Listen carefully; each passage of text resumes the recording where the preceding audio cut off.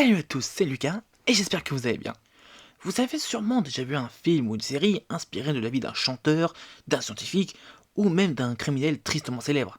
Eh bien, c'est ce qu'on appelle un biopic, contraction de Biographical Picture.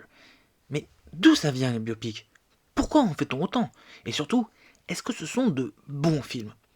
Eh bien, quand je suis récemment allé voir le biopic sur Milli Vanilli, je me suis dit que cela ferait un bon sujet de vidéo. Donc, aujourd'hui, nous allons explorer l'histoire, les enjeux, les limites et les meilleures pépites du genre. Accrochez-vous, on plonge dans l'univers passionnant et parfois un peu flou des biopics au cinéma. Chapitre 1. Origine et évolution du biopic.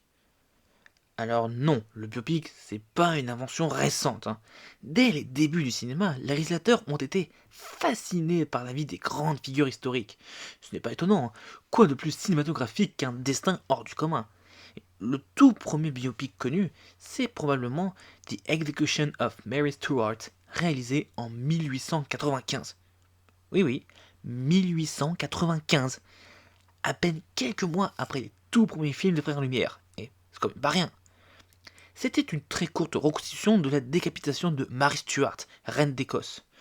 On est encore dans l'illustration historique pure, mais la graine est plantée. Quelques années plus tard, en 1906, l'Australie sort The Story of the Kelly Gang, un long métrage d'une heure sur le bandit Ned Kelly, et là, on y est. C'est un récit de vie inspiré de faits réels avec narration, décor, personnages, bref, la totale. C'est considéré comme le premier long métrage de fiction de l'histoire du cinéma. Et c'est un biopic. On avance un peu dans le temps pour arriver aux années 30 et 40, période où le biopic prend son envol à Hollywood. C'est l'époque des grands films patriotiques. On glorifie des figures nationales, les inventeurs, les pionniers. Des films comme Young Mr. Lincoln, sorti en 1939 de John Ford avec Henry Fonda, ou The Story of Louis Pasteur de 1936, participent à construire une mémoire collective héroïque. Le biopic est alors un outil idéologique puissant, notamment en période de guerre ou de crise. Dans les années 60 et 70, le ton change. Les biopics deviennent plus critiques, plus ambigus. On n'idéalise plus autant les figures historiques. Le public est plus méfiant. Et les films reflètent cette complexité. On peut citer par exemple Patton de 1970 sur le général américain controversé, ou Serpico de 1973 basé sur la vie d'un policier qui dénonce la corruption à New York. Puis arrive la vague contemporaine à partir des années 90-2000. Le genre, se, le genre se diversifie à fond. On ne parle plus seulement de présidents ou de scientifiques, mais aussi de musiciens comme Ray ou Walk the Line, de gangsters comme Blow, American Gangster, d'entrepreneurs, de Social Network ou Jobs, de sportifs, Ali ou Rush, voire de figures marginales ou problématiques comme Monster ou I, Tonya. Aujourd'hui, le biopic est devenu un genre à part entière, ultra populaire, souvent récompensé, parfois même calibré pour les Oscars.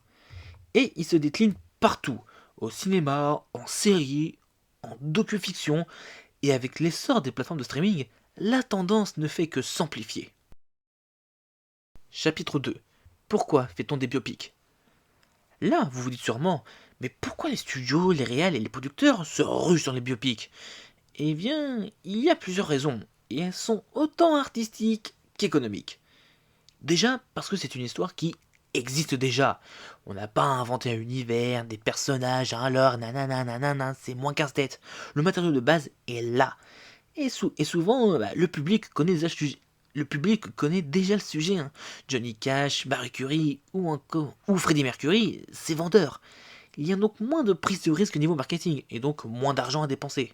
Ensuite, parce que ça flatte l'ego collectif.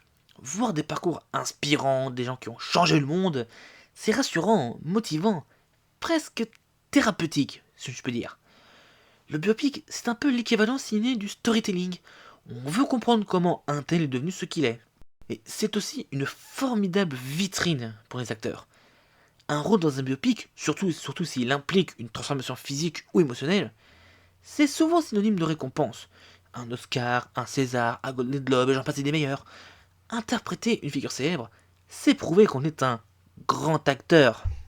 Mais c'est également un outil politique. Faire un biopic, c'est choisir une lecture de l'histoire, mettre en lumière certains épisodes, en oublier d'autres, orienter le regard. Derrière chaque biopic, il y a une intention. Elle peut être héroïque, critique, satirique, ou même purement commerciale, hein, on sait pas, hein. C'est Hollywood de toute façon. Hein. Et enfin, il y a une logique culturelle. Dans un monde saturé d'informations et de récits fragmentés, le biopic offre une narration claire, un fil conducteur, une vie, un destin, c'est tout. Cela permet de structurer notre rapport à l'histoire, aux héros, aux figures d'autorité ou de rupture. Chapitre 3. Force et limites du genre. Les biopics peuvent être puissants, bouleversants, instructifs. Quand ils sont bien faits, ils nous connectent à l'humain derrière la légende. On découvre des failles, des zones d'ombre, parfois même des moments intimes. Mais attention, le genre est piégeux, parce que justement, il prétend raconter la vérité. Et c'est là que ça dérape, parfois.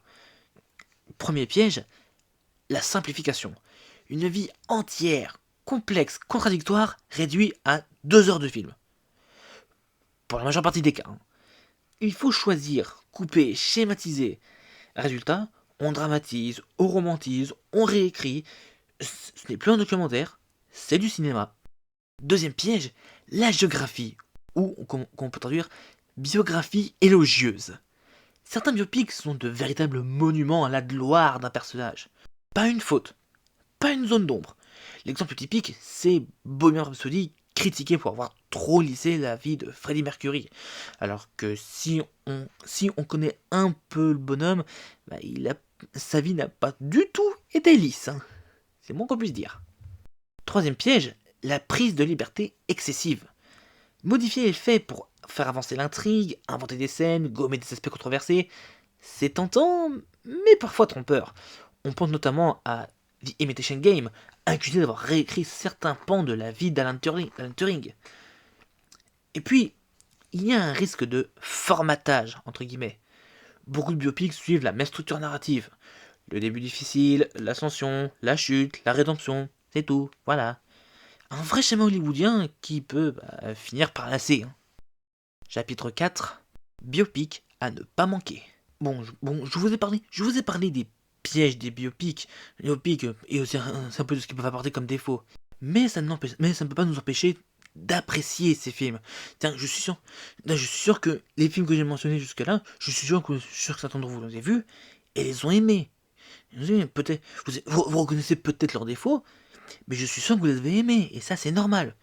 Donc, ce que je vais faire, je vais vous sélectionner je vais vous sélectionner quelques biopics incontournables qui ont marqué le genre par leur originalité, leur intensité ou la performance de leurs interprètes. Pour commencer, The Raging Bull de Martin Scorsese, qualifié comme étant intense, brut et magistral. Et vu que c'est un film de Martin Scorsese, on peut s'attendre à un truc de qualité. Je peux aussi citer Malcolm X de Spike Lee. Là, si vous voulez quelque chose de plus puissant et de plus engagé, c'est bien pour vous. Ou tiens, en film français, La Môme, pour la performance d'Edith Piaf par Marion Cotillard. Tiens, d'ailleurs, faut que je pense à le regarder ça d'ailleurs. Ou je peux aussi vous citer Capote, qui n'est pas un film porno, on rigole, et qui apporte un regard fascinant sur la création littéraire.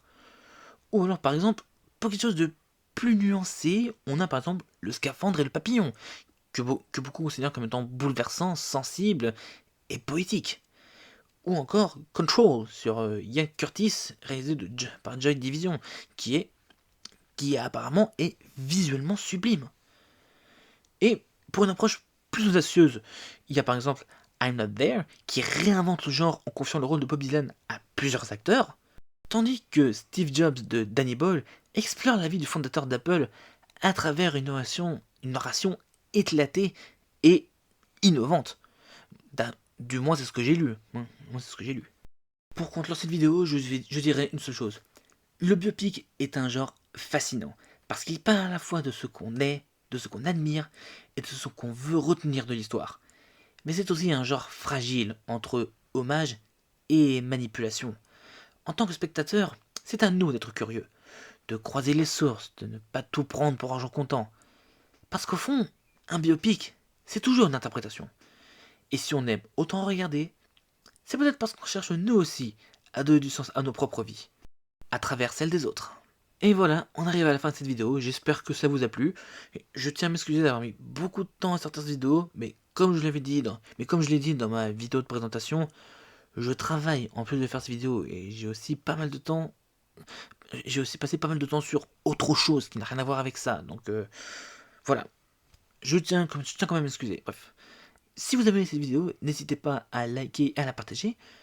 Dites-moi dans les commentaires quel est votre biopic préféré et surtout, quel biopic aimeriez-vous voir au cinéma?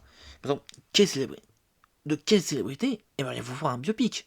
Ou alors, si jamais une célébrité a déjà un biopic, est-ce que vous aimeriez voir un autre biopic raconté de manière différente? Ça peut être intéressant. Et comme je l'ai dit dans la précédente vidéo, n'hésitez pas à me proposer des idées de sujets ou de films à traiter, et peut-être que j'en parlerai. Et surtout, abonnez-vous à ma chaîne pour être averti de la sortie de mes prochaines vidéos. Bye bye!